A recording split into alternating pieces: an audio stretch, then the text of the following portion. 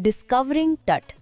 Chapter शुरू होता है किंग टुटनकमुन यानी टट से, जो इजिप्ट का एक बहुत यंग फेरो था। वो सिर्फ टीनेज एज में किंग बना और 19 साल की उम्र में मर गया। उसकी डेथ का रीज़न एक बड़ा मिस्ट्री था। लोगों को लगता था क्या उसका मर्डर हुआ, क्या एक्सीडेंट हुआ या कोई जेनेटिक डिजीज़ थी। इस मिस्ट्री को सॉल्व करने के लिए मॉडर्न साइंस यूज़ की गई। जनवरी 2005 में टट की मम्मी को वैली ऑफ द किंग्स से निकाला गया। साइंटिस्ट्स ने एक सीटी स्कैन मशीन लाकर उसकी मम्मी का स्कैन किया। पर्पस था डेथ का रियल रीज़न पता करना, फिजिकल इंजरीज चेक करना, फैमिली लिनिएज समझना।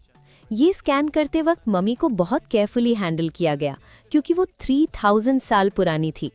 अब स्टोरी फ्लैशबैक में जाती है। हार्वर्ड कार्टर, एक ब्रिटिश आर्कियोलॉजिस्ट, ने 1922 में टट की टूम्ब डिस्कवर की।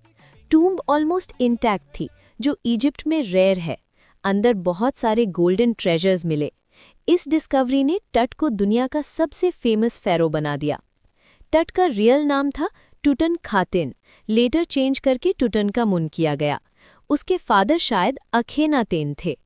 अखेनातेन ने इजिप्ट में सन वर्शिप यानी आतेन इंट्रोड्यूस किया था। टट ने बाद में पुराने आमुन रिलीजन को वापस रिस्टोर किया। ये रिलीजियस चेंज उसके रूल का इम्पॉर्टेंट पार्ट था। टट की डेथ के बारे में पहले लोगों ने कई थ्योरीज दी। मर्डर, स्कल फ्रैक्चर के बेसिस पर, एक्सीडेंट, चैरियट से गिरना, वीक हेल्थ। लेटर स्कैन्स ने बताया स्कल डैमेज शायद ममिफिकेशन के टाइम हुआ था।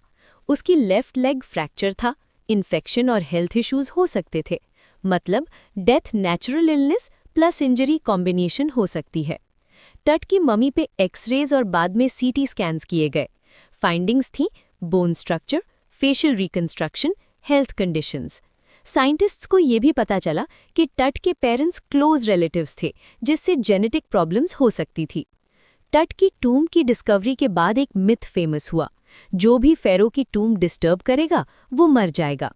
डिस्कवरी के स्पॉन्सर लॉर्ड कार्नवन की डेथ हो गई। लोगों ने इसे फेरोज कर्स कहा, लेकिन साइंटिस्ट्स कहते हैं ये सिर्फ कोइंसिडेंस था। साइंटिफिक एक्सप्लेनेशन है इन्फेक्शन या हेल्थ इश्यूज। स्कैन के वक्त मम्मी को सैंडस्टॉर्म से बचाया गया। मशीन टेम्परेरी फेल भी हुई। टीम टेंस थी, बट फाइनली स्कैन सक्सेसफुल हुआ, डिजिटल इमेजेस मिली, मिस्ट्री थोड़ी क्लियर हुई। ये मोमेंट साइंस और हिस्ट्री का पावरफुल कॉम्बिनेशन था। चैप्टर का मेन मैसेज है हिस्ट्री सिर्फ पास्ट नहीं होता, साइंस उसे दोबारा जिंदा करता है। टट की कहानी अभी भी कंप्लीट सॉल्व नहीं हुई, लेकिन मॉडर्न टेक्नोलॉजी से हम एंशिएंट मिस्ट्रीज समझ सकते हैं।